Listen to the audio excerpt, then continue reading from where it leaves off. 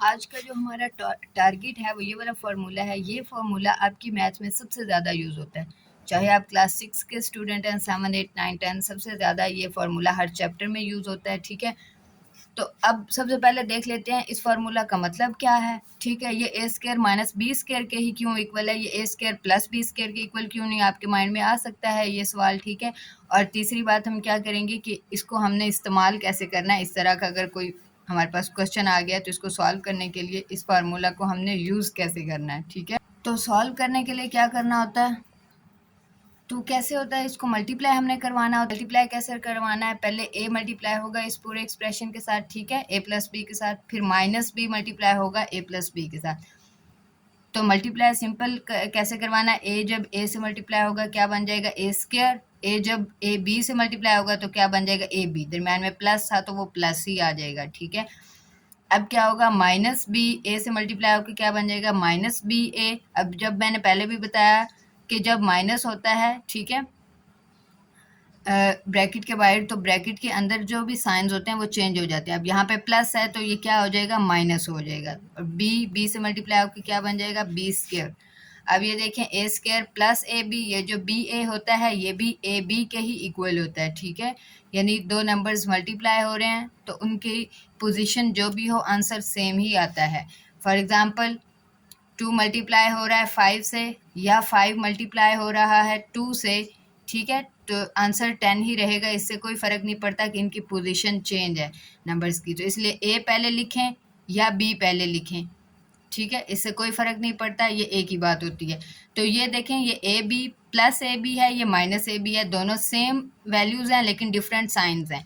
एक के साथ प्लस है, एक के साथ माइनस है, तो ये दोनों क्या हो जाएंगे, कैंसिल हो जाएंगे। ठीक है, फॉर एग्जांपल अगर ऐसे हो +2 -2 हो तो वो क्या बन जाते हैं, 0। 2 - 2 कितने होते हैं, 0 बन जाता है। तो इसी तरह A B minus A B भी आपका कैंसिल होकर 0 आ जाएगा। ठीक है, पीछे क्या बच जाएगा, A square minus B square. तो ये फार्मूला आपका बन गया है A minus B into A plus B किसके इक्वल आ गया, A square minus B square के। नेक्स्ट ऐसे यूज़ करना है, ये देखें, अगर a minus B into A plus B आप मैच करें अपने सवाल के साथ, ये देखें, ये आपका a बन गया, ये दरमियान में माइनस है, और ये क्या बन गया, b।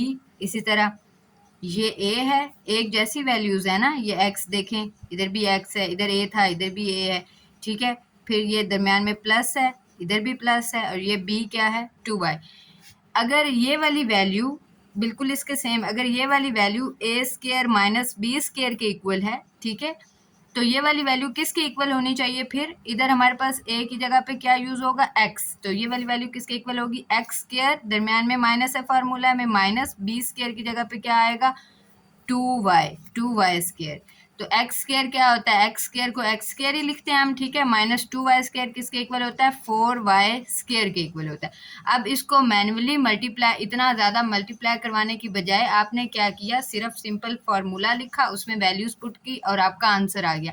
तो फार्मूले हमारी ज़िंदगियों को आसान बनाने के लिए आए हैं, ना कि मुश्किल। ये वाला सवाल सॉल्व करके रखेंगे कि इस पे आप ये वाला फार्मूला किस तरह अप्लाई करेंगे और इसका आंसर क्या आएगा। अगर आप सॉल्व कर लें तो आप कमेंट सेक्शन में इसका आंसर बता सकते हैं, या वैसे भी लिख सकते हैं कि आई हैव डन और आई हैव सॉल्व। ये वाला जो फार्मूला है ना बच्चों, इसकी बहुत गेम है मैथ में, ये दो तरह से यूज़ होता है। ठीक है, और ये बहुत ज़्यादा यूज़ होता है पूरी मैथ में।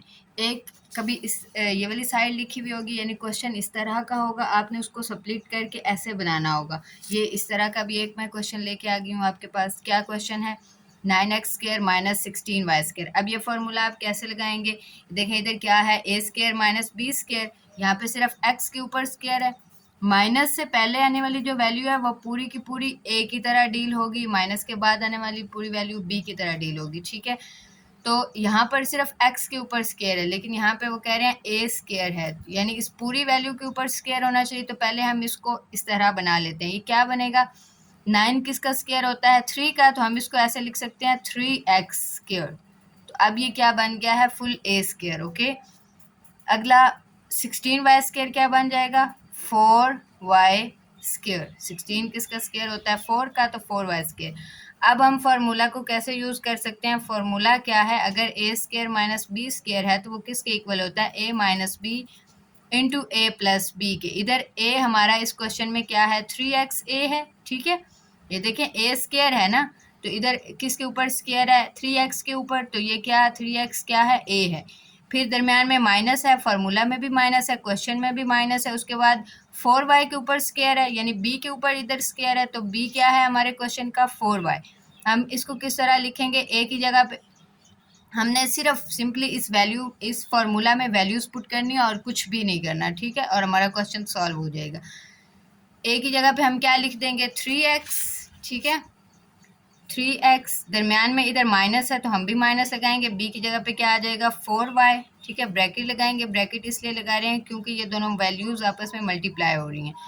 फिर क्या है, a की जगह पे 3x, इधर दरमियान में प्लस है, हम भी प्लस लगाएंगे, b की जगह पे क्या है 4y। सिंपली आपका क्वेश्चन सॉल्व है, आपने यही यहाँ तक इसको सॉल्व करना था, ओके, यानी इसको आपने स्प्लिट करना था, आपने कर लिया।